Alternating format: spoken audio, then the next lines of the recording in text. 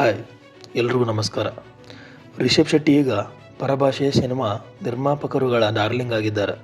ಈಗಾಗಲೇ ಅವರಿಗೆ ಬಾಲಿವುಡ್ ಮತ್ತು ಟಾಲಿವುಡ್ನಿಂದ ಹಲವು ಆಫರ್ಗಳು ಬರ್ತವೆ. ಅದರಲ್ಲೂ ಐತಿಹಾಸಿಕ ಮತ್ತು ಪೌರಾಣಿಕ ಪಾತ್ರಗಳನ್ನು ಹೆಚ್ಚಾಗಿ ರಿಷಬ್ಗೆ ಆಫರ್ ಮಾಡಲಾಗ್ತಿದೆ. ಇದೀಗ ಅವರ ಮತ್ತೊಂದು ಸಿನಿಮಾದ ಕುರಿತು ಬಿಗ್ ಅಪ್ಡೇಟ್ ಒಂದು ಸಿಕ್ಕಿದೆ. ವಿಶೇಷವೆಂದರೆ ಈ ಸಿನಿಮಾವನ್ನು ಅದಾಗಲೇ ವರ್ಣನ ಡಾಕ್ಟರ್ ರಾಜ್ಕುಮಾರ್ ಅವರು ಮಾಡಿದ್ದಾರೆ.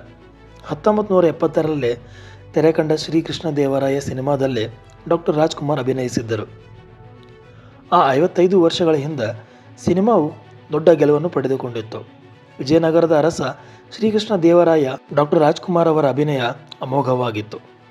ಇದೀಗ ಇದೇ ಅರಸರ ಕಥೆಯನ್ನು ಆಧಾರವಾಗಿಟ್ಟುಕೊಂಡು ಹೊಸದೊಂದು ಬಿಗ್ ಬಜೆಟ್ ಪ್ಯಾನ್ ಇಂಡಿಯಾ ಸಿನಿಮಾವು ತಯಾರಾಗುತ್ತಿರುವ ಬಗ್ಗೆ ಮಾಹಿತಿ ಹೊರಬಿದ್ದಿದೆ.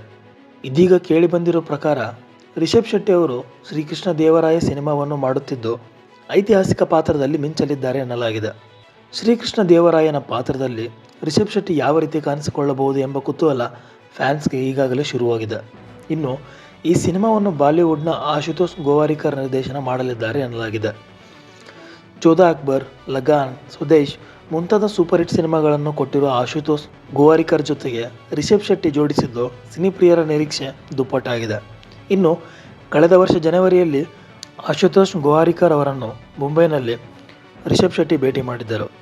ಶ್ರೀಕೃಷ್ಣ ದೇವರಾಯ ಸಿನಿಮಾ ಯಾವಾಗ ಬರಲಿದೆ, ಎಷ್ಟು ಭಾಷೆಗಳಲ್ಲಿ ಮೂಡಿ ಬರಲಿದೆ ಎಂಬುದರ ಬಗ್ಗೆ ಇನ್ನಷ್ಟೇ ಮಾಹಿತಿ ಹೊರಬರಬೇಕಾಗಿದೆ. ಸೊ ಸದ್ಯಕ್ಕೆ ಇಷ್ಟೇ ಸ್ನೇಹಿತರ. ಈ ವಿಡಿಯೋ ನಿಮಗೆ ಇಷ್ಟ ಆಗಿದೆ ಅನ್ಕೊತೇನೆ. ವಿಡಿಯೋ ಇಷ್ಟ ಆಗಿದ್ರೆ ಲೈಕ್ ಮಾಡಿ, ಶೇರ್ ಮಾಡಿ, ಹಾಗೆ ಸಬ್ಸ್ಕ್ರೈಬ್ ಮಾಡೋದನ್ನು ಮರಿಬೇಡಿ. Thank you.